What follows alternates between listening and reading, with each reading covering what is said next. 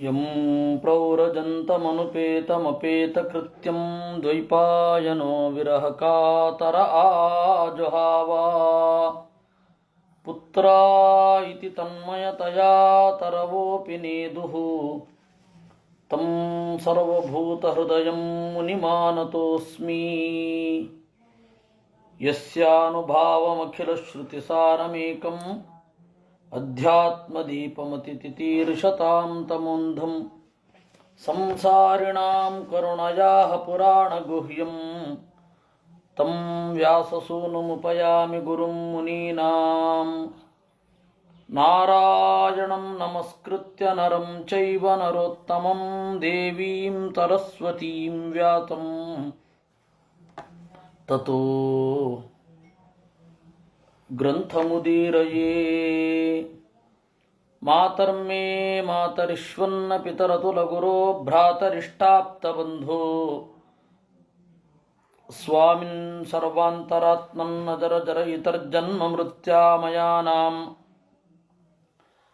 ಗೋವಿಂದೇ ದೇಹಿ ಭಕ್ತಿಂ ಭವತಿ ಚ ಭಗವನ್ನೂರ್ಜಿತಾಂ ನಿರ್ನಿಮಿತ್ತಾಂ ನಿರ್ವ್ಯಾಜಾಂ ನಿಶ್ಚಲಾಂ ತದ್ಗುಣಗಣಬೃಹತೀಂ ಶಾಶ್ವತೀಂ ಆಶುದೇವ ದೇಹೇಂದ್ರಿಯಪ್ರಾಣಮನೋಧಿಯೋಮಿ ಯದಂ ಚ ವಿದ್ಧಾ ಪ್ರಚರಂತಿ ಕರ್ಮಸು ನೈವಾನ್ಯದಾ ಲೋಹಮಿವ ಅಪ್ರತಪ್ತಂ ಸ್ಥಾನೇಷು ಯದ್ದ್ರಷ್ಟ್ರಪದೇಶಮೇಮಿ.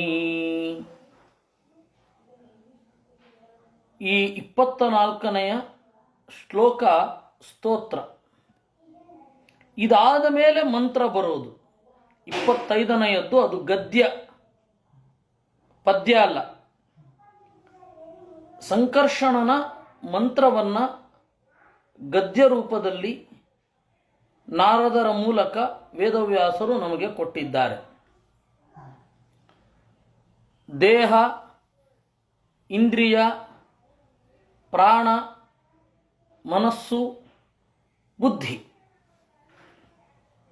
ಇವುಗಳು ಯದಂಶವಿದ್ಧಾಹ, ಯಾರ ಸನ್ನಿಧಾನದಿಂದ ಕೂಡಿ ಕರ್ಮಸು ಪ್ರಚರಂತಿ, ಕರ್ಮಗಳಲ್ಲಿ ತೊಡಗುತ್ತವೋ, ನೈವ ಅನ್ಯದ, ಪರಮಾತ್ಮನ ಪ್ರೇರಣೆ ಇರದಿದ್ದರೆ ದೇಹ ಆಗಿರಬಹುದು, ಇಂದ್ರಿಯ ಆಗಿರಬಹುದು, ಪ್ರೇರಕರಾದ ದೇವತೆಗಳಾಗಿರಬಹುದು, ಮನೋಭಿಮಾನಿಗಳಾಗಿರಬಹುದು, ಬುದ್ಧಿಯ ಅಭಿಮಾನಿಗಳಾಗಿರಬಹುದು, ಅಥವಾ ಆಯಾ ಇಂದ್ರಿಯಗಳಾಗಿರಬಹುದು, ಇವುಗಳು ಕರ್ಮಸು ನ ಪ್ರಚರಂತಿ, ದೇವರ ಸಂಕಲ್ಪವಿರದಿದ್ದರೆ ಕರ್ಮದಲ್ಲಿ ತೊಡಗುವುದಿಲ್ಲ. ಹೇಗೆ? ಲೋಹಮಿವ ಅಪ್ರತಪ್ತಂ. ಲೋಹ ಅನ್ನೋದು ಯಾವಾಗ ಸುಡುತ್ತೆ? ಬೆಂಕಿ ಇದ್ದಾಗ. ಬೆಂಕಿ ಇಲ್ಲದಿದ್ದಾಗ ಲೋಹ ಅನ್ನೋದು ಸುಡೋದಿಲ್ಲ. ಆ ರೀತಿ ಎಲ್ಲ ಲೋಹಗಳ ಒಳಗೆ ನೆಲೆಗೊಂಡ ಬೆಂಕಿಯ ಹಾಗೆ ಇರುವ ದೇವರು ದ್ರಷ್ಟೃ ಅಪದೇಶಂ, ಕಾಣುವವರಿಗೂ ಕಾಣದ, ನಿಜವಾಗಿಯೂ ಕಾಣುವವನು ಅನ್ನುವ ಹೆಸರಿರುವ ಆ ಪರಮಾತ್ಮನಿಗೆ ಏಮಿ ಶರಣು ಹೊಂದಿದ್ದೇನೆ. ದ್ರಷ್ಟ್ರಪದೇಶ ಮೇಮಿ. ಈ ದ್ರಷ್ಟೃ ಅಪದೇಶ ಅಂತ ಇದೆಯಲ್ಲ, ಅದನ್ನು ಹೆಚ್ಚು ಕಡಿಮೆ ಭಾರತೀಯ ಕವಿಗಳು, ಇತ್ತೀಚೆಗೆ ಬಂದವರು, ಆದರೆ ಸ್ವತಂತ್ರ ಪೂರ್ವ ಕವಿಗಳು, ಉದಾಹರಣೆಗೆ ರವೀಂದ್ರನಾಥ ಟಾಗೋರರು, ಟಾಗೋರ್ಸ್ ಟೆಸ್ಟಮೆಂಟ್ ಅಂತ ಹೇಳಿ ಅವರದೊಂದು ಸುಪ್ರಸಿದ್ಧ ಕವನ ಸಂಕಲನ ಇದೆ. ಅದರಲ್ಲಿ ಎಲ್ಲ ಕಡೆಯೂ ಕೂಡ ಅವರು ಕಣ್ಣಿನ ಒಳಗಡೆ ಇದ್ದು ಕಣ್ಣು ಕಾಣುವಂತೆ ಮಾಡುವ, ನಿಜವಾಗಿಯೂ ತಿಳಿದಿರುವ ಒಂದು ಚೈತನ್ಯವಿದೆ. Who is looker on through eyes ಅಂತ ಒಂದು ಪದಪುಂಜವನ್ನು ಅವರು ಪ್ರಯೋಗ ಮಾಡ್ತಾರೆ. ಕಣ್ಣಿನ ಒಳಗಡೆ ಇದ್ದು ಕಣ್ಣಿನ ಮೂಲಕ ನಿಜವಾಗಿಯೂ ಕಾಣುವವನು ಅವನು, ಆಮೇಲೆ ಜೀವರು ಕಾಣೋದು. ಅದು ಭಾಗವತದ ಮೂಲಭೂತವಾದ ಚಿಂತನೆ, ದ್ರಷ್ಟೃ ಅಪದೇಶ ಅಂತ.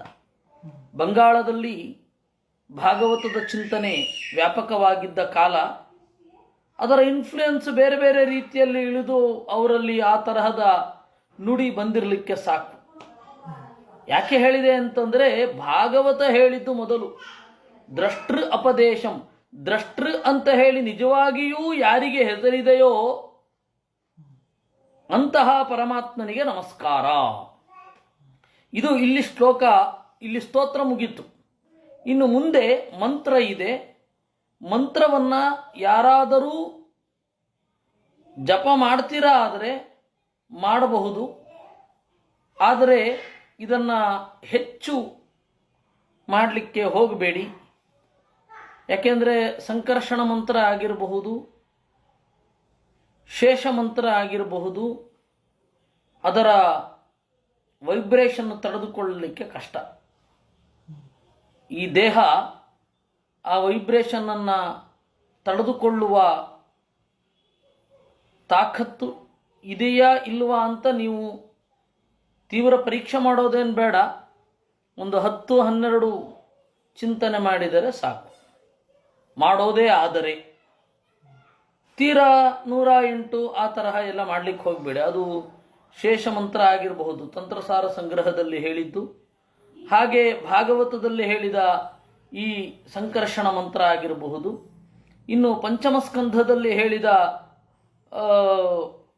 ಸಂಕರ್ಷಣ ಗದ್ಯ, ಅದನ್ನು ದೇಹದ ಸ್ಥಿತಿಯನ್ನು ನೋಡಿಕೊಂಡು ಮಾಡಿ. ಏಕೆ ಅಂತಂದರೆ ಅದು ಹಾರ್ಟ್ ಅರೆಸ್ಟ್ ಆಗುವ ಸಾಧ್ಯತೆಗಳು ಇರ್ತದೆ. ಆ ಮಂತ್ರದ ಪೂರ್ತಿ ಶಕ್ತಿಯನ್ನು ತಡ್ಕೊಳ್ಳುವಷ್ಟು ಸಾಮರ್ಥ್ಯ ಈ ದೇಹಕ್ಕೆ ಇರೋದಿಲ್ಲ. ಕೆಲವೊಮ್ಮೆ ಆ ಸಾಮರ್ಥ್ಯವನ್ನು ತಡೆಯಲಾರದೆ ಸಿಟ್ಟು ಉಕ್ಕುಕ್ಕಿ ಬರ್ತದೆ. ಆ ತರಹದ್ದೆಲ್ಲ ಆಗತ್ತೆ. ಅದರಿಂದಾಗಿ ನೋಡಿಕೊಂಡು ಮಾಡಿ. ಒಂದು ಮಂತ್ರವನ್ನು ಚಿಂತನೆ ಮಾಡುವಾಗ ನನಗೆ ಇದು ಆಗತ್ತಾ ಅಂತ ಪರೀಕ್ಷೆ ಮಾಡಿಕೊಂಡು ಸ್ವಲ್ಪ ಸ್ವಲ್ಪನೇ ಮಾಡೋದು ಬಹಳ ಉತ್ತಮ. ಆ ತರಹದ ಮಂತ್ರಗಳಲ್ಲಿ ಇದೊಂದು. ಆ ಮಂತ್ರದ ವರ್ಣಗಳೇನಿದೆ ಅದನ್ನು ಹೇಳಿ ಅದರ ಅರ್ಥವನ್ನು ಹೇಳಲಿಕ್ಕೆ ಪ್ರಯತ್ನ ಪಡ್ತೇನೆ. ಓಂ ನಮೋ ಭಗವತೆ ಮಹಾಪುರುಷಾಯ ಮಹಾನುಭಾವಾಯ ಮಹಾವಿಭೂತಿಪತಯೇ ಸಕಲ ಸಾತ್ವತ ಪರಿವೃಢ ನಿಕರ ಕರಕಮಲ ಕುಡ್ಮಲೋಪಲಾಳಿತ ಚರಣಾರವಿಂದಯುಗಳ ಪರಮ ಪರಮೇಷ್ಠಿನ್ ನಮಸ್ತೆ. ಇದು ಮಂತ್ರ. ಮಹಾಪುರುಷಾಯ, ಹಿರಿದಾದ ದೇಹದಲ್ಲಿ ನೆಲೆಗೊಂಡಿರುವವ. ಎಂತಹ ದೊಡ್ಡದು ಅದು! ಇಡೀ ಭೂಮಂಡಲ ಅನ್ನೋದು ಅವನ 1000 ತಲೆಗಳಲ್ಲಿ ಒಂದು ಹೆಡೆಯಲ್ಲಿ ಸಾಸಿವೆಯ ಆಕಾರದಲ್ಲಿ ನೆಲೆಗೊಂಡ ವಸ್ತು. ಅದರಿಂದಾಗಿ ಹಿರಿದಾದ ಮೈಯವ ಮಹಾಪುರುಷಾಯ. ಮಹಾ ಅನುಭಾವಾಯ, ಅನುಭಾವ ಅಂತಂದರೆ ಮೂಲಭೂತವಾಗಿ ಸಾಮರ್ಥ್ಯ ಅಂತ ಅರ್ಥ. ಈ ಅರ್ವಾಚೀನ ಪೆದ್ದುಗಳು ಅನುಭಾವ ಅಂತಂದರೆ ಏನೋ ಗುಂಗು ಅಂತ ಅರ್ಥ ಹೇಳಿಬಿಟ್ಟಿವೆ. ಅನುಭಾವ ಅಂದರೆ ಮಹಿಮೆ. ಮಹಾ ಅನುಭಾವ ಅಂತಂದರೆ ಹಿರಿದಾದ ಮಹಿಮೆಯವ. ಆ ಸಂಕರ್ಷಣ ಶಕ್ತಿ ಕಾಲ, ಅದಕ್ಕೆ ಕಾಲದ ಪರಿಣಾಮಗಳಿಗೆ ಕಾರಣ. ಆ ಸಂಕರ್ಷಣ ಶಕ್ತಿ ವಿಕಾರಗಳಿಗೆ ಕಾರಣ. ಆ ಸಂಕರ್ಷಣ ಶಕ್ತಿ ವಾಯುವಿನ ಭಾರ, ವಾಯುವಿನ ಕುಸಿತ, ವಾಯುವಿನ ನಡೆ, ಇವುಗಳ ಮೂಲಕ ಮಳೆ ಮೊದಲಾದವುಗಳಿಗೂ ಕಾರಣ. ಇದು ಆ ಸಂಕರ್ಷಣ ಶಕ್ತಿಯ ಅನುಭಾವ, ಮಹಿಮೆ ಅಲ್ವೇ? ಅದರಿಂದಾಗಿ ಮಹಾನುಭಾವಾಯ. ಮಹಾವಿಭೂತಿ ಪತಯೇ, ಭೂಮಿಗಿಂತ ಹಿರಿದಾದ ಸಂಪತ್ತು ಬೇಕೇ? ರಿಯಲ್ ಎಸ್ಟೇಟ್, ನಿಜವಾದ ಸಂಪತ್ತು ಭೂಮಿಯೇ. ನೀವು ಏನೇ ಇರಬಹುದು, ಅವೆಲ್ಲ ರಿಯಲ್ ಅಲ್ಲ, ಸರ್ರಿಯಲ್. ಸರ್ರಿಯಲ್ ಅಂತಂದರೆ ನಿಜದ ಹಾಗೆ ಕಾಣುತ್ತೆ, ನಿಜ ಆಗಿರಲ್ಲ. ಕರೆನ್ಸಿ ಮೊದಲಾದವುಗಳೆಲ್ಲ ಸರ್ರಿಯಲ್. ನಾವು ಸಂಪತ್ತಿಗೆ ಒಂದು ಮಾಪಕ ನಾವು ಫಿಕ್ಸ್ ಮಾಡಿರೋದು.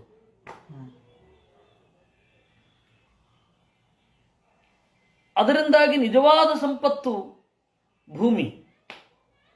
ಆ ಭೂಮಿಯು ತನ್ನ ಒಡೆತನದಲ್ಲಿ ಇಟ್ಟುಕೊಂಡಿದ್ದಾನೆ. ಆ ಭೂಮಿಯಲ್ಲಿ ಪರ್ವತಗಳುಂಟು, ಆ ಭೂಮಿಯಲ್ಲಿ ಖನಿಗಳುಂಟು, ಆ ಖನಿಗಳಲ್ಲಿ ವಜ್ರ, ವೈಢೂರ್ಯ ಮೊದಲಾದ ಎಲ್ಲವೂ ಇದೆ. ಅದು ಮೂಲಭೂತವಾಗಿ ರೂಪುಗೊಳ್ಳೋದು, ಮೂಲಭೂತವಾಗಿ ಇರೋದು ಭೂಮಿಯಲ್ಲಿ. ಆ ಭೂಮಿ ಇವನಲ್ಲಿ ಆಸರೆಯಾಗಿದೆ, ಇವನಲ್ಲಿ ನೆಲೆಗೊಂಡಿದೆ. ಈಗ ಹೇಳಿ, ಮಹಾವಿಭೂತಿಪತಿ ಅಲ್ವೇ? ಸಕಲ ಸಾತ್ವತ ಪರಿವೃಢ ನಿಖರ ಕರ ಕಮಲ ಕುಡ್ಮಲೋಪಲಾಳಿತ ಚರಣಾರವಿಂದ ಯುಗಳ. ಎಲ್ಲ ಸಾತ್ವತ ಸಜ್ಜನರಲ್ಲಿ ಪರಿವೃಢ ಮಿಗಿಲಾಗಿರುವ ಜನರು, ಅವರ ಸಮೂಹ, ಅವರ ಕರಕಮಲ, ಕೈಯೆಂಬ ತಾವರೆಯಿಂದ ಮುಗಿಯಲ್ಪಟ್ಟ ಚರಣಾರವಿಂದ ಯುಗಳ ಅಡಿದಾವರೆಗಳಿರುವವನೇ, ಪರಮ ಮಿಗಿಲಾದವನೇ, ಪರಮೇಷ್ಠಿ, ಅತ್ಯಂತ ಹಿರಿಯರಲ್ಲಿ ನೆಲೆಗೊಂಡವನೇ, ತೇ ನಮಃ, ನಿನಗೆ ನಮಸ್ಕಾರ. ಶ್ರೀ ಶುಕೌವಾಚ. ಇದು ಮಂತ್ರ, 16ನೇ ಅಧ್ಯಾಯದಲ್ಲಿ ಬರುವ ಮಂತ್ರ. ಭಕ್ತಾಯೈತಾಂ ಪ್ರಪನ್ನಾಯ ವಿದ್ಯಾಂ ಆದಿಶ್ಯ ನಾರದಃ ಯಯೌ ಅಂಗಿರಸಾ ಸಾಕಂ ಧಾಮ ಸ್ವಾಯಂಭುವಂ ಪ್ರಭೋ. ಈ ರೀತಿಯಾದ ಏತಾಂ, ಈ ಮಂತ್ರವನ್ನು ಭಕ್ತನಾದ ಚಿತ್ರಕೇತುವಿಗೆ ಉಪದೇಶ ಮಾಡಿ ಅಂಗಿರೋ ಋಷಿಗಳಿಂದ ಕೂಡಿಕೊಂಡು ಬ್ರಹ್ಮದೇವರ ಲೋಕಕ್ಕೆ ಹೋದ. ಚಿತ್ರಕೇತುಸ್ತು ತಾಂ ವಿದ್ಯಾಂ ಯಥಾ ನಾರದ ಭಾಷಿತಾಂ ಧಾರಯಾಮಾಸ ಸಪ್ತಾಹಂ ಅಭಕ್ಷಃ ಸುಸಮಾಹಿತಃ. ನಾರದರು ಕೊಟ್ಟ ಈ ವಿದ್ಯೆಯನ್ನ ಚಿತ್ರಕೇತು 7 ದಿವಸಗಳ ಕಾಲ ಅಭಕ್ಷಃ, ನೀರನ್ನ ಮಾತ್ರ ಕುಡಿದು ಜಪ ಮಾಡಿದ. ತತಶ್ಚ ಸಪ್ತರಾತ್ರಾಂತೆ ವಿದ್ಯೆಯಾ ಧಾರ್ಯಮಾಣಯ ವಿದ್ಯಾಧರಾಧಿಪತ್ಯಂ ಸಹ ಲೇಭೆ ಅಪ್ರತಿಹತ ನೃಪ. ಸಪ್ತರಾತ್ರಾಂತೆ 7 ದಿವಸ ಕಳೆದ ಮೇಲೆ ಧಾರ್ಯಮಾಣಯ ವಿದ್ಯೆಯ, ಈ ಒಳ್ಳೆಯ ವಿದ್ಯೆಯಿಂದ ಸಿದ್ಧನಾಗಿ ವಿದ್ಯಾಧರರ ಅಧಿಪತಿಯಾದ. ತತಃಕತಿಪಯಾಹೋಭಿಃ ವಿದ್ಯೆಯಾ ಯುದ್ಧ ಮನೋಗತಿಃ ಜಗಾಮ ದೇವದೇವಸ್ಯ ಶೇಷಸ್ಯ ಚರಣಾಂತಿಕಂ. ಆಮೇಲೆ ಕೆಲವು ದಿವಸಗಳ ತನಕ ಮತ್ತೆ ಈ ವಿದ್ಯೆಯನ್ನು ಅನುಷ್ಠಾನ ಮಾಡಿ ಯುದ್ಧ ಮನೋಗತಿ, ಬೆಳಗಿದ ಮನಸ್ಸಿನವನಾಗಿ ದೇವದೇವನಾದ ಶೇಷನ ಅಡಿದಾವರೆಗಳ ಬಳಿಗೆ ತೆರಳಿದ. ಈ ಒಂದು ಫಲ ಎಲ್ಲರಿಗೂನ, ನಾನು ನೀವು ಇದನ್ನ 7 ದಿವಸ ಕೇವಲ ನೀರನ್ನು ಕುಡಿದುಕೊಂಡು ಜಪ ಮಾಡಿದರೆ ನಮಗೆ ವಿದ್ಯಾಧರಾಧಿಪತ್ಯ ಸಿಗತ್ತಾ ಅಂತ ಪ್ರಶ್ನೆ.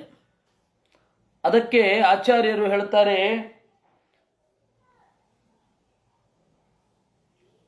ಇಲ್ಲ, ಯೋಗ್ಯತೆಯ ಯಾರು ಮಾಡ್ತಾರೆ ಅನ್ನೋದು ಅದರ ಮೇಲೆ ಅಪ್ಲೈ ಆಗುತ್ತೆ. ಎಲ್ಲರಿಗೂ ತಲೆಗೆಲ್ಲ ಒಂದೇ ಮಂತ್ರ ಅಲ್ಲ, ತಲೆಗೆಲ್ಲ ಒಂದೇ ಮಂತ್ರ ಆದರೂ ಕೂಡ ತಲೆಗೆಲ್ಲ ಒಂದೇ ಫಲವಂತೂ ಅಲ್ಲವೇ ಅಲ್ಲ. ನಮಗೆ ಏನಾಗಬೇಕೋ ಅದಾಗತ್ತೆ. ಸರಿ, ಸಂಕರ್ಷಣನನ್ನು ಉಪಾಸನೆ ಮಾಡಿದ್ದು ಸಂಕರ್ಷಣನ ಹತ್ತಿರ ಹೋಗಬೇಕಲ್ವಾ? ಶೇಷನ ಹತ್ತಿರ ಹೋದ, ಯಾಕದು ಅಂದರೆ ಆಚಾರ್ಯರು ಇಲ್ಲೂ ಒಂದು ರಹಸ್ಯ ಇದೆ ಅಂತ ಹೇಳ್ತಾರೆ. ಅನ್ಯಾಂತರ್ಯಾಮಿಣಂ ವಿಷ್ಣುಂ ಉಪಾಸ್ಯ ಅನ್ಯ ಸಮೀಪಗಃ ಭವೇದ್ ಯೋಗ್ಯತೆಯ ತಸ್ಯ ಪದಂ ವಾ ಪ್ರಾಪ್ನುಯಾನ್ನರಃ ಇತಿ ನಾರದೀಯೇ. ಯಾರ ಅಂತರ್ಯಾಮಿಯಾಗಿ ಪರಮಾತ್ಮನನ್ನು ಚಿಂತನೆ ಮಾಡಿರ್ತಾರೆ ಅವರು ಆ ಅಂತರ್ಯಾಮಿಯ ಬಳಿಗೆ ಹೋಗೋದಿಲ್ಲ, ಯಾರ ಅಂತರ್ಯಾಮಿಯಾಗಿ ಚಿಂತನೆ ಮಾಡಿರ್ತಾರೆ ಅವರ ಬಳಿಗೆ ಹೋಗ್ತಾರೆ ಅಂತ. ಈಗ ಶೇಷನ ಅಂತರ್ಯಾಮಿಯಾಗಿ ಚಿತ್ರಕೇತು ಸಂಕರ್ಷಣನನ್ನು ಚಿಂತನೆ ಮಾಡಿದ್ದು, ಆದ್ದರಿಂದಾಗಿ ಶೇಷನ ಬಳಿಗೆ ಹೋಗಿದ್ದು, ಪರಮಾತ್ಮನ ಬಳಿಗೆ ಹೋಗಲಿಲ್ಲ.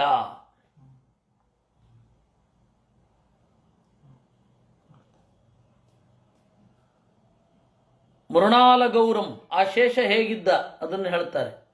ಮೃಣಾಲ ಗೌರಂ ಶಿತಿವಾಸ ಸಂಸ್ಫುರತ್ ಕಿರೀಟ ಕೇಯೂರ ಕಟಿತ್ರ ಕಂಕಣಂ ಪ್ರಸನ್ನ ವಕ್ತಾರುಣಲೋಚನಂ ವೃತಂ ದದರ್ಶ ಸಿದ್ಧೇಶ್ವರ ಮಂಡಲೈ ಪ್ರಭುಂ. ಮೃಣಾಲ ಗೌರಂ ಬಿಳಿಯಾದ ಬಣ್ಣ, ತಾವರೆಯ ದಂಟಿನ ಒಳಭಾಗದಂತೆ ಮೃಣಾಲ ಅಂತ ಕರೀತಾರೆ. ಬಂಗಾಳದವರು ಹೆಸರಿಟ್ಕೋತಾರೆ ಮೃಣಾಲಿನಿ. ಬಂಗಾಳದವರು ಹೆಸರು ಚೆನ್ನಾಗಿಟ್ಕೋತಾರೆ. ಮೃಣಾಲ ಗೌರಂ ತಾವರೆಯ ದೇಟಿನ ಒಳಭಾಗದಂತೆ ಬೆಳ್ಳಗಿರುವ ಶಿತಿವಾಸಸಂ ಕಪ್ಪು ಬಟ್ಟೆಯ. ನೋಡಿ, ಕೃಷ್ಣಾವತಾರ ಕಾಲದಲ್ಲಿ ಇದೇ ಬಣ್ಣದ ಬಟ್ಟೆಯನ್ನ ಹುಟ್ಟಿದ್ದಿದ್ದು.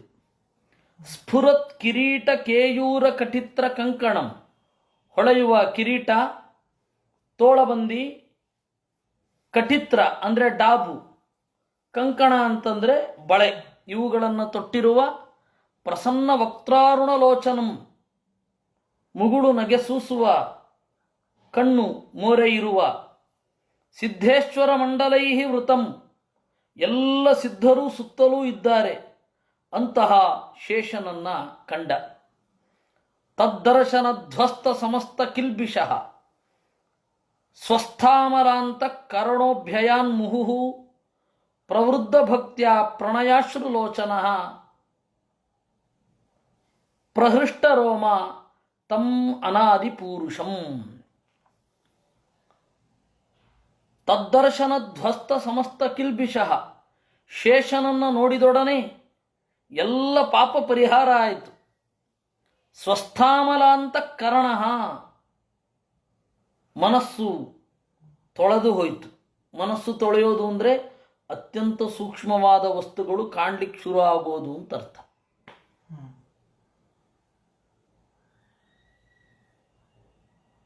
ಪ್ರವೃದ್ಧ ಭಕ್ತ್ಯ, ಅವನನ್ನು ನೋಡಿ ಅವನಲ್ಲಿನ ಪ್ರೀತಿ ಉಮ್ಮಳಿಸಿತು. ಪ್ರಣಯಾಶ್ರುಲೋಚನ, ಶೇಷನ ಮೇಲಣ ಪ್ರೀತಿಯಿಂದ ಕಣ್ಣೀರು ಸುರಿಲಿಕ್ಕೆ ಶುರು ಆಯಿತು. ಪ್ರಹೃಷ್ಟ ರೋಮ, ಅವನನ್ನು ನೋಡಿದ ಕೂಡಲೇ ರೋಮಾಂಚನ ಆಯಿತು. ತಮ್ ಅನಾದಿ ಪೂರುಷಂ ಅಭ್ಯಯಾತ್, ಆ ಅನಾದಿ ಪುರುಷನಾದ ಅವನ ಬಳಿಗೆ ಹೋದ. ಅನಾದಿ ಪುರುಷ, ಅನ ಅಂದರೆ ಮುಖ್ಯ ಪ್ರಾಣ, ಆದಿ ಅಂದರೆ ಹುಟ್ಟು. ಮುಖ್ಯ ಪ್ರಾಣನ ಮಗನಾದ ಶೇಷನನ್ನ ಕುರಿತು ತೆರಳಿದ. ಸರಿ, ಮುಹುಹು ಏನ್ರಿ ಅದು? ಅಂದರೆ ಯಾವಾಗ ದರ್ಶನ ಆಗಬೇಕಾಗಿತ್ತೋ ಅವಾಗೆಲ್ಲ ಹೋದ ಅಂತ. ಮುಹುಹು ಮುಹುಹು ಅಭ್ಯಯಾತ್. ಹಾಗೆ ಶೇಷಾಂತರ್ಯಾಮಿಣಂ ವಿಷ್ಣುಂ ಚಿತ್ರಕೇತುರುಪಾಸ್ಯತು ಶೇಷಾವಿಷ್ಟ ಹರೇಶ್ಚಾಪಿ ವರಾನ್ ಪ್ರಾಪ್ಯಾಪ ತದ್ಗತಿಂ ಇತಿ ತಂತ್ರಮಾಲಾಯಾಮ್. ತಂತ್ರಮಾಲಾ ಅಂತ ಒಂದು ಗ್ರಂಥ ಇದೆಯಂತೆ. ಆಚಾರ್ಯರು ಹೇಳ್ತಾರೆ, ಶೇಷಾಂತರ್ಯಾಮಿಯಾದ ನಾರಾಯಣನನ್ನ ಚಿತ್ರಕೇತು ಸಮೀಪಿಸಿ ಶೇಷನಿಂದಲೂ ಶೇಷಾಂತರ್ಯಾಮಿ ನಾರಾಯಣನಿಂದಲೂ ವರಗಳನ್ನು ಹೊಂದಿ ತದ್ಗತಿಂ ಆಪ, ಅವನ ಗತಿಯನ್ನ ಹೊಂದಿದ. ಸ ಉತ್ತಮ ಶ್ಲೋಕ ಪದಾಬ್ಜವಿಷ್ಟರಂ ಪ್ರೇಮಾಶ್ರು ಲೇಶೈ ಉಪಸೇಚಯನ್ ಮುಹುಃ ಪ್ರೇಮೋಪರುದ್ಧಾಖಿಲ ವರ್ಣ ನಿರ್ಗಮ ನೈವಾಶಕತ್ ತಂ ಪ್ರಸಮೀಡಿತುಂ ಚಿರಂ. ಉತ್ತಮ ಶ್ಲೋಕ ಪದಾಬ್ಜವಿಷ್ಟರಂ. ಉತ್ತಮ ಶ್ಲೋಕ ನಾರಾಯಣನ. ಉತ್ತಮ ಶ್ಲೋಕ ನಾರಾಯಣನ ಪದಾಬ್ಜ ಅಡಿದಾವರೆಗಳ ವಿಷ್ಟರಂ ಆಸನವಾದ ಅಂದರೆ ಪರಮಾತ್ಮನ ಪಾದಪೀಠ ಶೇಷ. ಅಂತಹ ಶೇಷನನ್ನ ಪ್ರೇಮಾಶ್ರು ಲೇಶೈಹಿ ಉಪಸೇಚಯನ್, ಅವನ ಪಾದಗಳ ಮೇಲೆ ಬಾಗಿದ್ದಾಗ ಇವನ ಆನಂದದ ಕಣ್ಣೀರು ಅವನ ಪಾದಕ್ಕೆ ಬಿತ್ತು. ಪ್ರೇಮೋಪರುದ್ಧ ಅಖಿಲ ವರ್ಣ ನಿರ್ಗಮ. ವರ್ಣ ನಿರ್ಗಮ ಅಂದರೆ ಮಾತು. ವರ್ಣಗಳು ಹೊರಗಡೆ ಬರೋದು ಎಲ್ಲಿ? ಮಾತಿನ ಒಳಗಡೆಯಿಂದ. ಒಂದು ಅಖಂಡವಾದ ಮಾತು ಅನ್ನುವ ಕ್ರಿಯೆಯಲ್ಲಿ ತಾನೇ ವರ್ಣ ಕಾಣೋದು. ಅದೆಲ್ಲ ನಿಂತು ಹೋಯಿತು ಅಂದರೆ ಮಾತನಾಡಲಿಕ್ಕೆ ಆಗಲಿಲ್ಲ. ಆ ಪರಮಾತ್ಮನನ್ನ ಪ್ರಸಮೀಡಿತು ನೈವ ಅಶಕತ್, ಸ್ತೋತ್ರ ಮಾಡಲಾಗಲಿಲ್ಲ. ತತಃ ಸಮಾಧಾಯ ಮನೋಮನೀಷಯ ಬಭಾಷ ಈಶತ್ ಪ್ರತಿಲಬ್ಧ ವಾಗ್ರಸಃ ನಿಯಮ್ಯ ಸರ್ವೇಂದ್ರಿಯ ಬಾಹ್ಯವರ್ತನಂ ಜಗದ್ಗುರುಂ ಸಾತ್ವತ ಶಾಸ್ತ್ರ ವಿಗ್ರಹಂ. ತತಃ ಸಮಾಧಾಯ, ಪ್ರಜ್ಞಾಪೂರ್ವಕವಾಗಿ ನಾನು ಶೇಷನನ್ನು ಸ್ತೋತ್ರ ಮಾಡಲೇಬೇಕು ಅನ್ನುವ ನಿರ್ಧಾರವನ್ನು ತಳೆದು ಮನಸ್ಸನ್ನು ನಿಗ್ರಹಿಸಿ ಈಶತ್ ಪ್ರತಿಲಬ್ಧ ವಾಗ್ರಸಃ, ಸ್ವಲ್ಪ ಮಾತಿನ ಸಾರ ವಾಕ್ ರಸ ಅದನ್ನು ಪಡೆದು ಸರ್ವೇಂದ್ರಿಯ ಬಾಹ್ಯವರ್ತನಂ, ಎಲ್ಲ ಇಂದ್ರಿಯಗಳ ಹೊರಹರಿವನ್ನ ನಿಗ್ರಹಿಸಿದ. ಕಣ್ಣು ಹೋಗೋದು, ಕಣ್ಣು ಬೇರೆ ಬೇರೆ ವಸ್ತುಗಳನ್ನು ನೋಡೋದು ನಿಂತಿತು. ಮನಸ್ಸು ಬೇರೆ ವಸ್ತುಗಳನ್ನು ಚಿಂತನೆ ಮಾಡೋದು ನಿಲ್ಲಿಸಿತು. ಈ ತರಹ ಸಾತ್ವತ ಶಾಸ್ತ್ರ ವಿಗ್ರಹಂ, ಪಂಚರಾತ್ರವೇ ಮೈವೆತ್ತು ಬಂದಿರುವ ಅಂದರೆ ಪಂಚರಾತ್ರಾಭಿಮಾನಿ ಶೇಷ, ಪಂಚರಾತ್ರಾಭಿಮಾನಿ. ಅಂತಹ ಜಗದ್ಗುರುಂ, ಜಗತ್ತಿಗೆ ಅರಿವನ್ನು ನೀಡುವ ಶೇಷನನ್ನ ಸ್ತೋತ್ರ ಮಾಡಿದ. ಚಿತ್ರಕೇತುರ್ವಾಚ ಅಜಿತ ಜಿತ ಸಮಮತಿಭಿಃ ಸಾಧುಭಿರ್ಭವಾನ್ ಜಿತಾತ್ಮಭಿರ್ಭವತಾ ವಿಜಿತಾಸ್ತೇಪಿ ಚ ಭಜತಾಂ ಅಕಾಮಾನಾಂ ಯ ಆತ್ಮದಃ ಅತಿಕರುಣಃ. ಅಜಿತ ಸೋಲದವನೇ, ಸಮಮತಿಭಿಃ ಸಾಧುಭಿಃ ಸಮವಾದ ಪ್ರಜ್ಞೆ ಇರುವ, ನಿನ್ನನ್ನ ಯಾವ ಯಾವ ಸ್ಥಾನದಲ್ಲಿ ಕಾಣಬೇಕು ಎನ್ನುವ ವಿವೇಕ ಇರುವ ಸಜ್ಜನರಿಂದ ಜಿತಃ ಒಲಿಸಲ್ಪಟ್ಟಿದ್ದೀಯ, ಅವರಿಗೆ ನೀನು ಒಲಿದಿದ್ದೀಯ. ಓ ದೇವರೇ, ನೀನು ಯಾರಿಗೆ ಒಲಿದದ್ದು? ಸಮಮತಿಭಿರ್ಜಿತಃ, ಯಾವುದನ್ನ ಏನಾಗಿ ಕಾಣಬೇಕೋ ಅವರಿಗೆ ಒಲಿದದ್ದು. ವಿಜಿತಾಸ್ತೇಪಿತ ಭಜತಾಂ, ಅವರೂ ಕೂಡ ನಿನ್ನಿಂದ ಮನಸೋತಿದ್ದಾರೆ, ನಿನ್ನ ಬಗೆಗೆ ಪ್ರೀತಿಯನ್ನು ಹೊತ್ತಿದ್ದಾರೆ. ಅಕಾಮಾನಾಂ, ಏನನ್ನೂ ಬಯಸದವರಿಗೆ ಆತ್ಮದಃ ತನ್ನನ್ನೇ ಕೊಟ್ಟ ಕರುಣಿ ನೀನು. ತವ ವಿಭವಕ್ಕಲು ಭಗವನ್ ಜಗದುತ್ಪತ್ತಿ ಸ್ಥಿತಿ ಲಯಾದೀನಿ ವಿಶ್ವಸೃಜಃ ತೇ ಅಂಶಾಹ ತತ್ರ ಮೃಷಾ ಸ್ಪರ್ಧಂತಿ ಪೃಥಗಭಿಮತ್ಯ. ನಿನ್ನ ವೈಭವ, ನಿನ್ನ ಕ್ರಿಯೆಗಳೇ ನಿನ್ನ ವೈಭವ. ಇಡೀ ಪ್ರಪಂಚವನ್ನು ಹಿಡಿದಿಟ್ಟುಕೊಳ್ಳೋದಕ್ಕಿಂತ ಹೆಚ್ಚಿನ ವೈಭವ ಬೇಕೇ? ಆ ತರಹದ ವೈಭವ ನಿನ್ನದು. ವಿಶ್ವಸೃಜಃ ತೇ ಅಂಶಾಹ, ಈ ದೇವತೆಗಳು ನಿನ್ನ ಸನ್ನಿಧಾನ ಪಾತ್ರರು. ಆದರೆ ಅವರ ಭಕ್ತರು ಅವರ ಸ್ವರೂಪವನ್ನು ತಿಳಿಯದೆ ಸ್ಪರ್ಧೆ ಮಾಡಿಕೊಳ್ತಾರೆ. ನಮ್ಮ ದೇವರು, ನಾನು ಉಪಾಸನೆ ಮಾಡುವ ದೈವ ದೊಡ್ಡದು, ನೀನು ಉಪಾಸನೆ ಮಾಡುವ ದೈವ ದೊಡ್ಡದು ಅಂತ. ಪರಮಾಣು ಪರಮ ಮಹತಃ ಅಸ್ತು, ಪರಮಾಣ ಹತೋ ತ್ವಂ ಆದ್ಯಂತರವರ್ತಿ ತ್ರಯ ವಿಧುರಃ ಆದಾವಂತೆ ಚ ಸತ್ವಾನಾಂ ಯದ್ಧ್ರುವಂ ತದೇವ ಅಂತರ ಕಾಲೇಪಿ. ಪರಮಾಣು ಪರಮ ಮಹತೋ, ಅತ್ಯಂತ ಅಣು, ಅತ್ಯಂತ ಹಿರಿದಾದ ಪದಾರ್ಥ, ಎರಡಕ್ಕೂ ಕೂಡ ತ್ವಂ ಆದ್ಯಾಂತರವರ್ತಿ,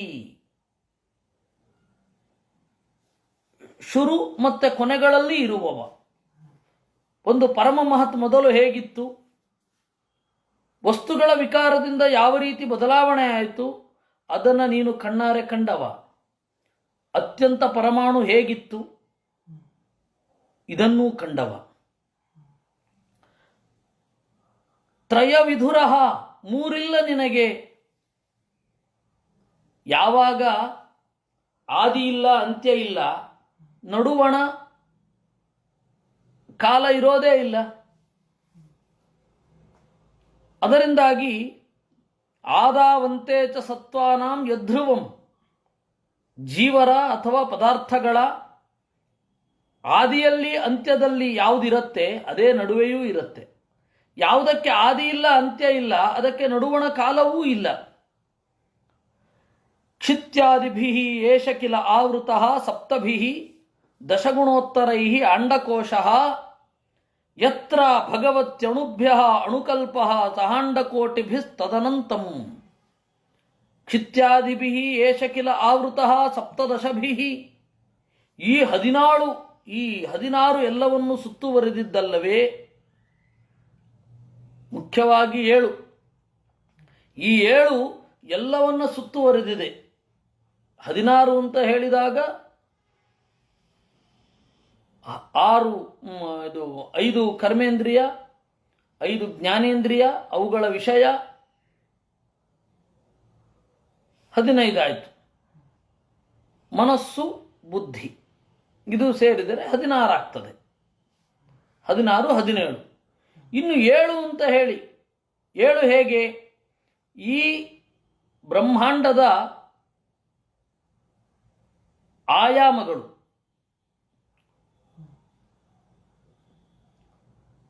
ಭೂಮಿಯ ಆವರಣ, ಆಮೇಲೆ ಜಲದ ಆವರಣ, ಅಗ್ನಿಯ ಆವರಣ, ವಾಯುವಿನ ಆವರಣ,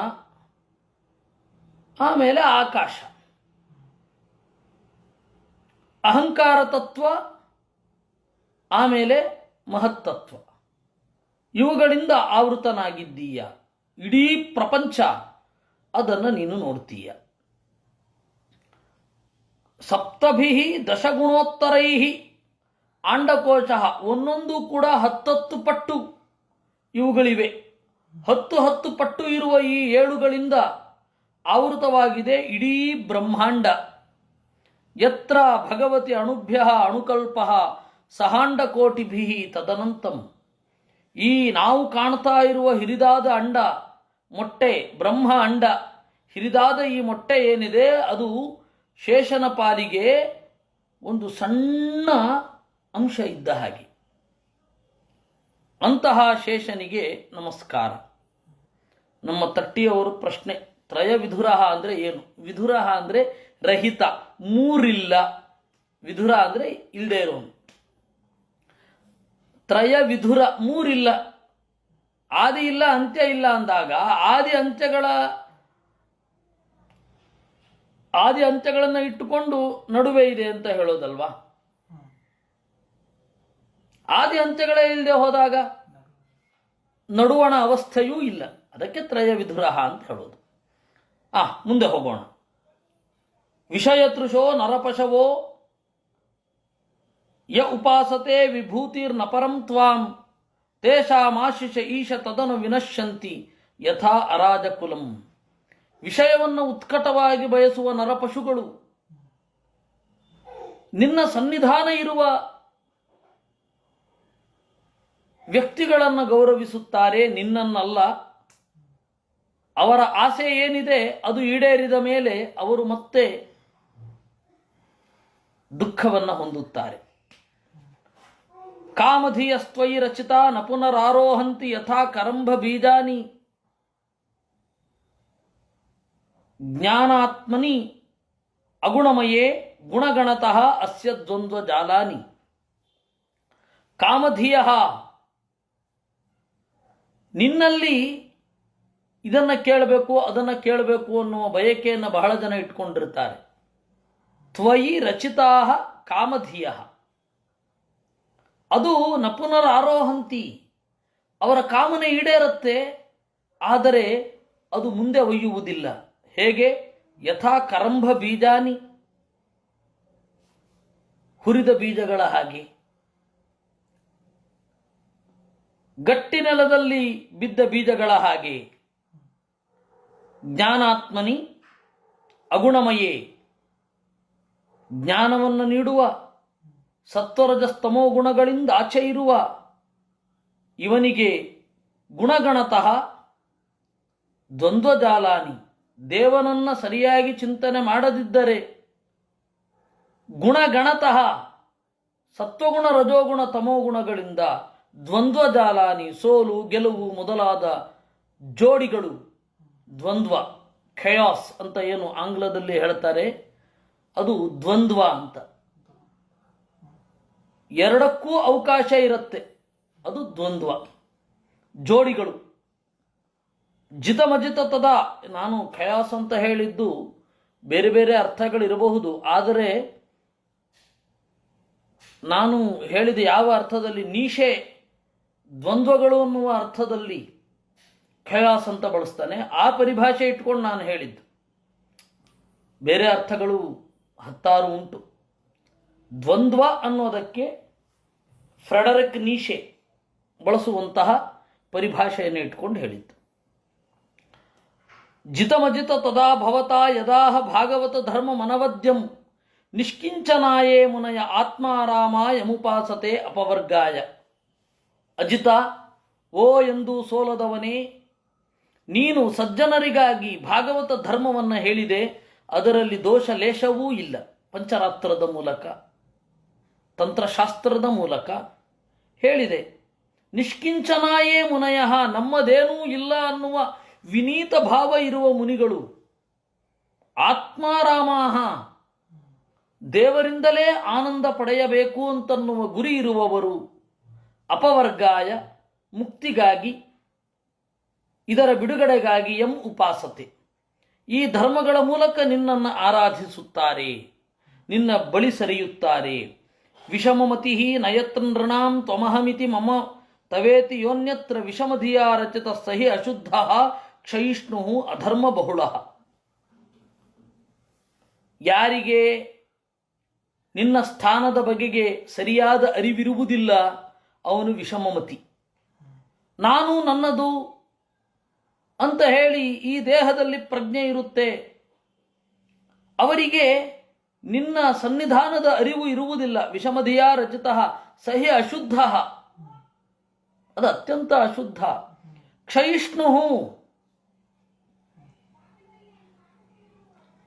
ಅವರ ಪ್ರಜ್ಞೆ ಆರಿಸಿಕೊಂಡ ಧರ್ಮ ಬೇಗ ನಾಶವನ್ನು ಹೊಂದತ್ತೆ. ಅಧರ್ಮ ಬಹುಳ. ಕಕ್ಷೇಮ ನಿಜಪರಯೋ ಕಿಯಾನರ್ಥ ಸ್ವಪರದೃಹ ಧರ್ಮೇಣ ಸ್ವದ್ರೋಹ ತವಕೋಪ ಪರಸಂಪೀಡಯಾಚ ತಥಾ ಅಧರ್ಮ. ಕ್ಷೇಮ ಏನು? ಬೇರೆಯವರಿಗೆ ಪೀಡೆ ಕೊಟ್ಟರೆ ಯಾಕೆ ಅಧರ್ಮ? ಬೇರೆಯವರಿಗೆ ಪೀಡೆ ಕೊಡದೆ ಹೋದರೆ ಯಾಕೆ ಧರ್ಮ?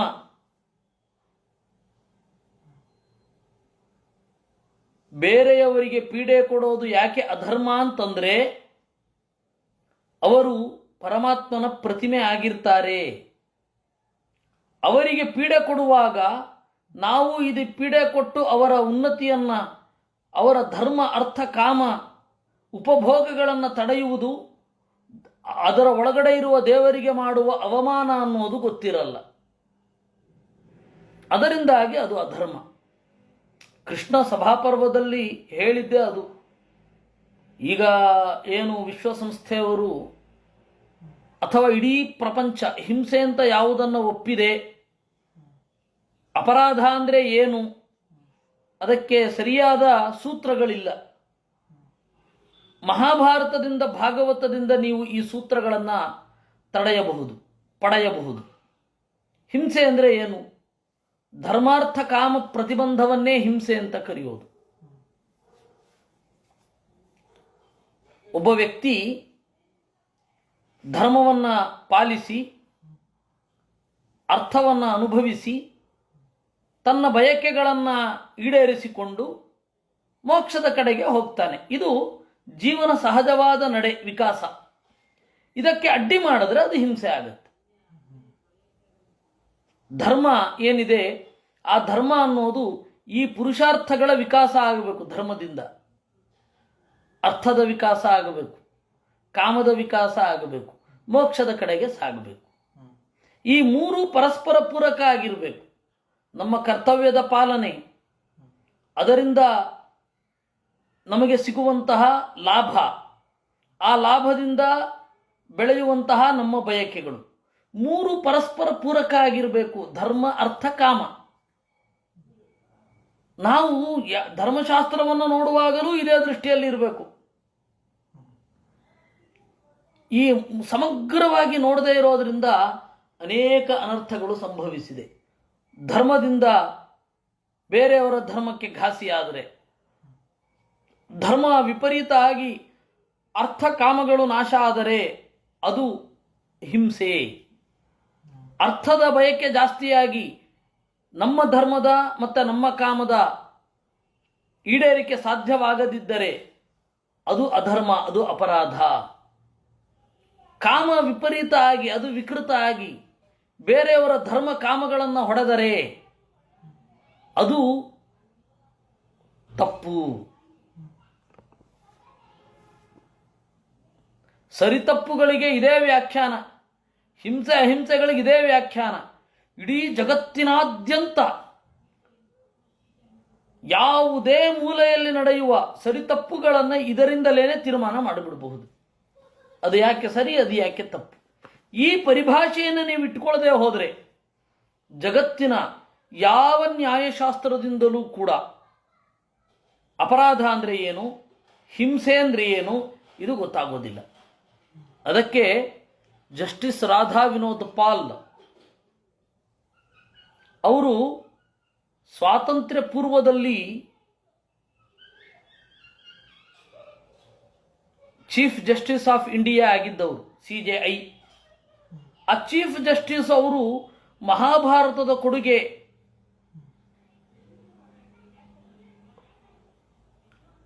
ವಿಶ್ವ ಸಂವಿಧಾನಕ್ಕೆ ಅಂತ ಹೇಳಿ ಒಂದು ಪುಸ್ತಕ ಬರೆದಿದ್ದಾರೆ. ಅದನ್ನು ಹುಡುಕ್ತಾ ಇದ್ದೇನೆ ನಾನು.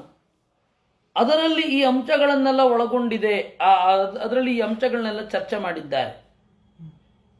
ಇದು ನನಗೆ ಗೊತ್ತಾಗಿದ್ದು ಆಶೀಶ್ ನಂದಿ ಅಂತ ಹೇಳಿ ಭಾರತದ ಪ್ರಖ್ಯಾತ ಚಿಂತಕರು, ಅವರು ಇದನ್ನು ಹೇಳಿದ್ದಾರೆ. ಅದರಿಂದಾಗಿ ನನಗೆ ಗೊತ್ತಾಗಿರೋದು, ಇಲ್ಲ ನನಗೂ ಗೊತ್ತಾಗ್ತಾ ಇರಲಿಲ್ಲ.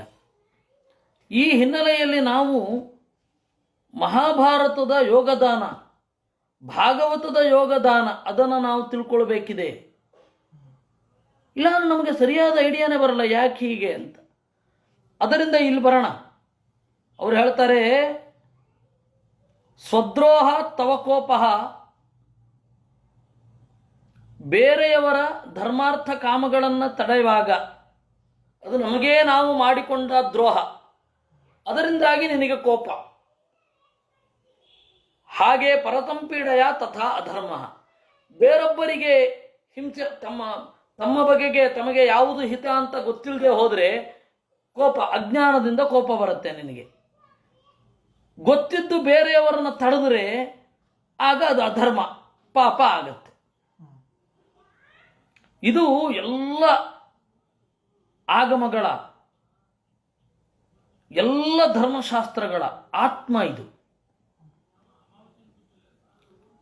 ನಾನು ಹೇಗಿಲ್ಲವೋ ಹಾಗೆ ತೋರಿಸ್ತೇನೆ ನಿಮಗೆ, ಅದು ನನಗೆ ನಾನು ಮಾಡಿಕೊಳ್ಳೋ ಮೋಸ. ನಾನು ಹೇಗಿದ್ದೀನೋ ಹಾಗೆ ತೋರಿಸ್ಬೇಕು. ನಾನು ಹೇಗಿಲ್ವೋ ಹಾಗೆ ತೋರಿಸ್ಬಾರ್ದು ಅಲ್ವೇ? ಆಗ ಸುಳ್ಳು ಯಾಕೆ ಅಧರ್ಮ ಆಗ್ತದೆ, ಸುಳ್ಳು ಯಾಕೆ ಅಧರ್ಮ ಆಗತ್ತೆ ಅಂತ ಅನ್ನೋದನ್ನು ತೋರಿಸ್ಬೇಕು. ನಾವು ನೋಡಿದ್ದು ಒಂದು, ಹೇಳೋದು ಇನ್ನೊಂದು. ನಿನ್ನೆ ಒಬ್ಬ ಪುಟ್ಟ ಹುಡುಗಿ, ನಿನ್ನೆ ಕಾಣುತ್ತೆ, ಹೌದು, ಒಬ್ಬ ಪುಟ್ಟ ಹುಡುಗಿ ಬಂದು ನಾನು ಇಂಗ್ಲೀಷಲ್ಲಿ ಮಾತನಾಡೋದಿಲ್ಲ ಅಂದ್ಲು. ಯಾಕೆ ಅಂದರೆ ಅವಳು ಹೇಳಿದ ಕಾರಣವೇ ಬಹಳ ವಿಚಿತ್ರ. ಕರ್ಮಣ್ಯೇಕಂ ವಚಸ್ಸೇಕಂ ಮನಸ್ಸೇಕಂ ದುರಾತ್ಮನಾಮ್ ಅಂತ ಉಂಟು. ಮಾತಿನಲ್ಲಿ ಒಂದು ತರಹ, ಅದಕ್ಕೆ ವಿರುದ್ಧವಾಗಿ ಮನಸ್ಸಿನಿಂದ ಯೋಚನೆ ಮಾಡೋದು, ಮನಸ್ಸಿನಿಂದ ಏನು ಯೋಚನೆ ಮಾಡ್ತೇವೋ ಅದನ್ನು ಮಾತಿನಿಂದ ಬೇರೆ ರೀತಿಯಾಗಿ ಹೇಳೋದು, ಮಾತಿನಿಂದ ಏನು ಬೇರೆ ರೀತಿಯಾಗಿ ಹೇಳ್ತೇವೋ ಅದನ್ನು ಕರ್ಮ, ಬರೆಯುವ ಕರ್ಮದಲ್ಲಿ ಬೇರೆ ರೀತಿಯಾಗಿ ಹೇಳೋದು. ಅವಳಿಗೆ 1 ವರ್ಷ, 1ನೇ ಕ್ಲಾಸ್ ಇರಬೇಕು ಅವಳು ಪ್ರಾಯ. ಆ ಹುಡುಗಿ 1ನೇ ಕ್ಲಾಸ್ ಇರ್ಬೋದು ಅಥವಾ ಅದಕ್ಕಿಂತ ಚಿಕ್ಕ. ಅವಳು ಹೇಳಿದ್ದೆ ಅದ್ಭುತ. ಅವಳು ಹೇಳಿದ್ಲು, ಇಂಗ್ಲೀಷು ದುರಾತ್ಮರ ತರಹ, ದುರಾತ್ಮರ ಲ್ಯಾಂಗ್ವೇಜು, ಹೇಳೋದೊಂದು, ಯೋಚನೆ ಮಾಡೋದೊಂದು, ಅದನ್ನು ಬರೆಯೋದು ಇನ್ನೊಂದು ರೀತಿ. ಅದರಿಂದಾಗಿ ಅಂತಹ ಇಂಗ್ಲೀಷನ್ನು ನಾನು ಮಾತನಾಡಬೇಕಾ ಅಂತ ಕೇಳಿದ್ಲು. ಏನು ಉತ್ತರ ಕೊಡೋದು? ಇಂಪ್ರ್ಯಾಕ್ಟಿಕಲ್ಲು, ಸ್ವಲ್ಪ ಪ್ರಾಕ್ಟಿಕಲ್ ಆಗು ಅಂತ ಹೇಳಿ ಕಳಿಸ್ಬೇಕಷ್ಟೆ. ನಾವಾದ್ರೆ ಹಾಗೆ ಮಾಡೋದು. ಅದ್ಭುತ ಅನ್ನೋದಕ್ಕೆ ಹೋಲಿ ಶಿಟ್ ಅಂತಾರೆ. ಅರ್ಥ ಏನೋ, ಏನು ಮನಸ್ಸೋ, ಏನು ಪ್ರಜ್ಞೆಯೋ, ಏನು ಭಾವನೆಯೋ ದೇವರಿಗೆ ಪ್ರೀತಿ. ಅದರಿಂದಾಗಿ ಅಧರ್ಮ ಯಾಕೆ, ಸ್ವದ್ರೋಹ ಯಾಕೆ, ಸುಳ್ಳು ಹೇಳೋದು, ಡಂಭ, ಇದು ದ್ರೋಹ ಯಾಕೆ ಅಂತಂದರೆ, ನಾನು ಹೇಗಿದ್ದೇನೋ ಹಾಗೆ ಜಗತ್ತಿಗೆ ತೋರಿಸ್ಕೋಬೇಕು. ಹೇಗಿದ್ದೇನೋ ಎಲ್ಲವನ್ನೂ ಜಗತ್ತಿಗೆ ತೋರಿಸೋ ಅಗತ್ಯ ಇಲ್ಲ. ಆದರೆ ಅಟ್ಲೀಸ್ಟ್ ಮೇಜರ್ ಪಾಯಿಂಟ್ಸಲ್ಲಿ ಅದಕ್ಕೆ ವಿರುದ್ಧವಾಗಿ ಹೋದರೆ ದೇವರಿಗೆ ಸಿಟ್ಟು ಬರುತ್ತೆ. ತನಗೆ ತಾನು ದ್ರೋಹ ಮಾಡ್ಕೋತಾ ಇದ್ದಾನಲ್ಲ ಅಂತ. ಸ್ವದ್ರೋಹಾತ್ ಕೋಪಃ ಪರಸಂಪೀಡಯ ತಥಾ ಅಧರ್ಮ ಅಂತ ಹೇಳಿಬಿಟ್ರು, ಅಂತ ಹೇಳಿದ್ರು. ಅದರಿಂದಾಗಿ ಇಡೀ ನೀತಿ, ಆ ನೀತಿಶಾಸ್ತ್ರದ ಮೂಲ ಇದು. ಸ್ವದ್ರೋಹ ಅಧರ್ಮ, ಪರಸಂಪೀಡಯ ಅಧರ್ಮ. ನವ್ಯಭಿಚರತಿ ತವಯಕ್ಷ ಯಯಾಶಭಿಹತೋ ಭಾಗವತೋ ಧರ್ಮ ಸ್ಥಿರಚರ ಸತ್ವ ಕದಂಬೇಚು ಅಪೃತಗ್ಧಿಯೋ ಯಮುಪಾತತೇತು ಆರ್ಯಾಹ. ಅಲ್ಲ,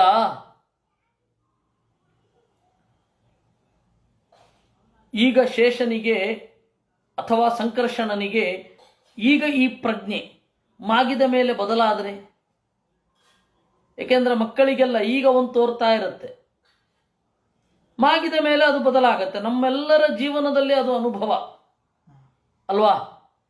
ಚಿಕ್ಕಂದಿನಲ್ಲಿ ಒಂದು ಇಷ್ಟ,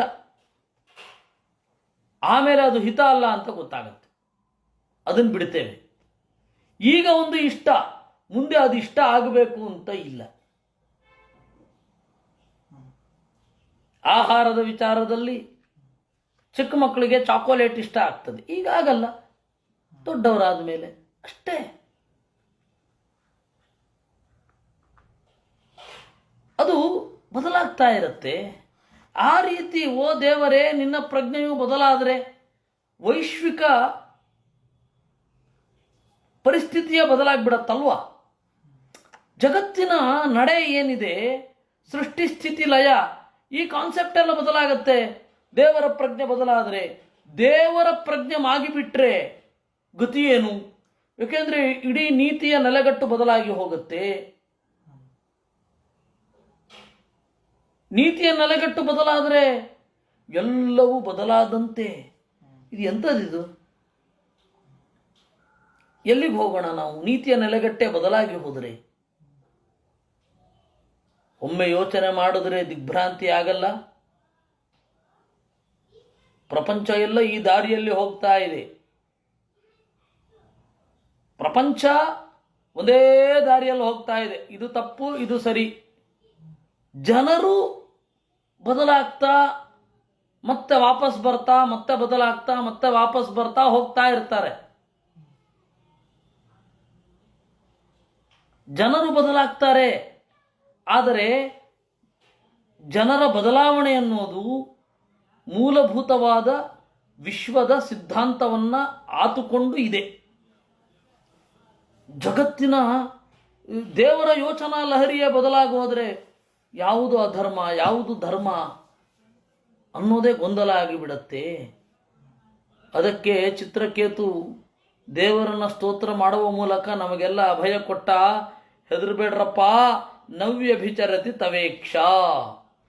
ದೇವರ ಪ್ರಜ್ಞೆ ಮಾಗೋದು, ಬದಲಾಗೋದು, ಬೇರೆ ಆಯಾಮವನ್ನು ಅಪ್ಪಿಕೊಳ್ಳೋದು ಇವುಗಳೆಲ್ಲ ಇಲ್ಲ. ನೀತಿಯ ನೆಲೆ ಎಂದಿಗೂ ಒಂದೇ. ನವ್ಯಭಚರಿತ ತವೇಕ್ಷ ಯಯಾಹಿ ಅಭಿಹಿತೋ ಭಾಗವತೋ ಧರ್ಮ. ಅಂತಹ ಪ್ರಜ್ಞೆಯಿಂದ ನೀನು ಭಾಗವತ ಧರ್ಮವನ್ನು ನಿರೂಪಣೆ ಮಾಡಿದ್ದು ಪಂಚರಾತ್ರದಲ್ಲಿ. ಅಂತಹ ನೆಲೆಯಿಂದ ನೀನು ಮಹಾಭಾರತದಲ್ಲಿ ಇದು ಧರ್ಮ ಅಂತ ಹೇಳಿದ್ದು. ಅಂತಹ ನೆಲೆಯಿಂದ ನೀನು ಪುರಾಣಗಳಲ್ಲಿ ಇದು ಧರ್ಮ ಅಂತ ನಿರೂಪಣೆ ಮಾಡಿದ್ದು. ವೇದಗಳು ಚಿಂತನೆ ಮಾಡಿಸುವುದು ಹಾಗೆ. ಅದು ಯಾವತ್ತೂ ಬದಲಾಗುವುದಿಲ್ಲ.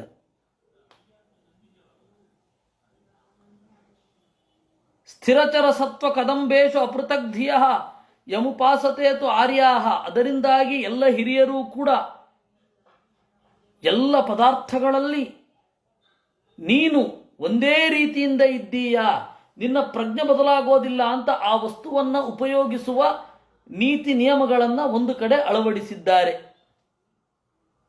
ಆರ್ಯಾಹ, ಹಿರಿಯರು. ಇದು ನಹಿ ಭಗವನ್ ಅಘಟಿತಮಿದಂ ಭವದ್ದರ್ಶನಾನ್ ಋಣಾಂ ಅಖಿಲ ಪಾಪಕ್ಷಯ ಯನ್ನಾಮ ಸಕೃಚ್ಛ್ರವಣಾತ್ ಪುಲ್ಕಸಕೋಪಿ ವಿಮುಚ್ಯತೆ ಸಂಸಾರಾತ್. ವಸ್ತುತಃ ಈ ಚಿತ್ರಕೇತುವಿನ ಮಾತು, ಅದರ ಬಗ್ಗೆ ಹೇಳಿದ್ದು ನನಗೆ ಕಡಿಮೆ ಅಂತ ಅನ್ನಿಸ್ತಾ ಇದೆ. ಆದರೂ ನಾನು ಏನು ಅಂದ್ಕೊಳ್ತಾ ಇದ್ದೆ, ಷಷ್ಠ ಸ್ಕಂಧ ಮುಗಿದೋಗತ್ತೆ ಅಂತ ಅಂದುಕೊಂಡಿದ್ದೆ. ಆದರೆ ಹಾಗೆ ಮುಗಿತಾ ಇಲ್ಲ. ಲೆಕ್ಕದ ಪ್ರಕಾರ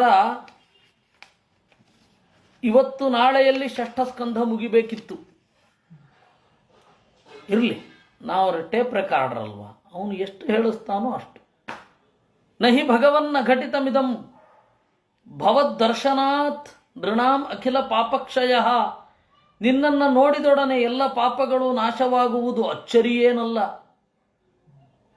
ನಿನ್ನ ನಾಮವೊಂದನ್ನ ಒಮ್ಮೆ ಕೇಳಿದರೆ ಚಂಡಾಲನೂ ಕೂಡ ಸಂಸಾರದಿಂದ ಬಿಡುಗಡೆ ಹೊಂದುತ್ತಾನೆ. ಅಂದರೆ ನಿನ್ನ ನಾಮಸ್ಮರಣೆಗಿರೋ ಮಹತ್ವ ಅಂತ. ಒಂದ್ಸರ್ತಿ ಕೇಳಿದ್ರೆ ಮುಕ್ತಿ ಆಗತ್ತೆ ಅಂತ ಇಲ್ಲ. ಅಥ ಭಗವನ್ ವಯಮಧುನಾ ತ್ವದವಲೋಕ ಪರಿಮೃಷ್ಟಾಶಯಾಮಲಾಹ ಸುರ ಋಷಿಣಾ ಯದುದಿತಂ ತಾವಕೇನ ಕಥಮನ್ಯಥಾ ಭವತಿ. ನಾವಂತೂ ಈಗ ನಿನ್ನನ್ನು ನೋಡಿ ಮನಸ್ಸಿನ ಕೊಳೆಯನ್ನೆಲ್ಲ ತೊಳೆದುಕೊಂಡಿದ್ದೇವೆ. ನಾರದರು ಹೇಳಿದ್ದು ನನ್ನ ಅನುಭವಕ್ಕೆ ಬಂದಿದೆ. ನಿನ್ನ ಭಕ್ತ ಹೇಳಿದ್ದಲ್ವಾ, ಅದು ಬೇರೆ ರೀತಿಯಾಗಿ ಹೇಗೆ ಆಗತ್ತೆ? ಅದು ತಪ್ಪಾಗಲಿಕ್ಕೆ ಸಾಧ್ಯವೇ ಇಲ್ಲ. ವಿದಿತಮನಂತ ಸಮಸ್ತಂ ತವ ಜಗದಾತ್ಮನೋ ಜನೈರಿಹಾಚರಿತಂ ವಿಜ್ಞಾಪ್ಯಂ ಪರಮಗುರೋ ಕಿಯದಿಹ ಸವಿತುರಿವ ಖದ್ಯೋತೈಹಿ. ನಿನಗೆ ಈ ಜಗತ್ತು ಎಲ್ಲವೂ ನಿನ್ನ ಅರಿವಿನ ಸೀಮೆಯೊಳಗಿದೆ. ನಿನಗೇನು ಹೇಳಬೇಕು? ಸವಿತುಹು ಇವ ಖದ್ಯೋತೈಹಿ. ಸೂರ್ಯನಿಗೆ ಮಿಂಚಿನ ಹುಳಗಳಿಂದೇನು? ಹಾಗೆ ನಮಸ್ತುಭ್ಯಂ ಭಗವತೆ ಸಕಲ ಜಗತ್ಸ್ಥಿತ ಲಯೋದಯೇಶಾಯ ದುರವಸಿತಾತ್ಮಕತೆಯೇ ಕುಯೋಗಿನಾಂ ನಮಃ ಪರಮಹಂಸಾಯ. ಎಲ್ಲ ಜಗತ್ತಿನ ಸೃಷ್ಟಿ ಸ್ಥಿತಿ ಲಯಗಳಿಗೆ ಒಡೆಯನಾದ ದುರವಸಿತ ಆತ್ಮಗತೆಯೇ ಕುಯೋಗಿನಾಂ, ಅಪಕ್ವರಾಗಿರುವ ಜನರಿಗೆ ಅರಿತುಕೊಳ್ಳಲಾಗದ ದಾರಿಯ ಪರಮಹಂಸಾಯ ತಿಳಿಯಾದ ಸ್ವರೂಪದ ನಿನಗೆ ನಮಸ್ಕಾರ. ಎಂ ವೈ ಶ್ವಸಂತ ಮನು ವಿಶ್ವಸೃಜ ಶ್ವಸಂತಿ ಯೇ ಚೇಕಿತಾನ ಮನುವೃತ್ತಯ ಉಚ್ಚಕಂತಿ ಭೂಮಂಡಲಂ ಸರುಷಪಾಯತಿ ಯಸ್ಯ ಮೂರ್ಧ್ನಿ ತಸ್ಮೈ ನಮೋ ಭಗವತೆ ಅಸ್ತು ಸಹಸ್ರಮೂರ್ಧನೆ. ಯಾರು ಉಸಿರಾಡಿಸಿದರೆ ಉಸಿರಾಡುತ್ತಾರೋ, ಯಾರು ಆಡಿದರೆ ಉಳಿದವರು ಆಡುತ್ತಾರೋ, ಅಂತಹ ಯಾರ ತಲೆಯ ಮೇಲೆ ಈ ಭೂಮಂಡಲ ಅನ್ನೋದು ಸರ್ಷಪಾಯತಿ ಸಾಸಿವೆಯಂತೆ ಇದೆಯೋ ಅಂತಹ 1000 ತಲೆಗಳ ದೇವನಿಗೆ ನಮಸ್ಕಾರ ಅಂತ ಅವನು ಸ್ತೋತ್ರ ಮಾಡ್ತಾನೆ. ಆಗ ಚಿತ್ರಕೇತುವಿಗೆ ದೇವರು ಹೇಳ್ತಾನೆ, ಅದು ಪಂಚರಾತ್ರದ ಬೇರೆ ಬೇರೆ ಆಯಾಮಗಳನ್ನು ಅದು ಪರಿಚಯಿಸುತ್ತೆ. ಅದೇನು ಅಂತ ಹೇಳಿ ನಾವು ನಾಳೆ ನೋಡೋಣ ಅಂತ ಹೇಳ್ತಾ ಇವತ್ತಿನ ಚಿಂತನೆಯನ್ನು ದೇವರಿಗೆ ಅರ್ಪಿಸೋಣ. ಕೃಷ್ಣಾರ್ಪಣಮಸ್ತು. ಅನೇನ ಭಾವಿಯತ್ ಪುಣ್ಯಂ ತದಾಪ್ನೋತು ಪಿತಾಮಮ.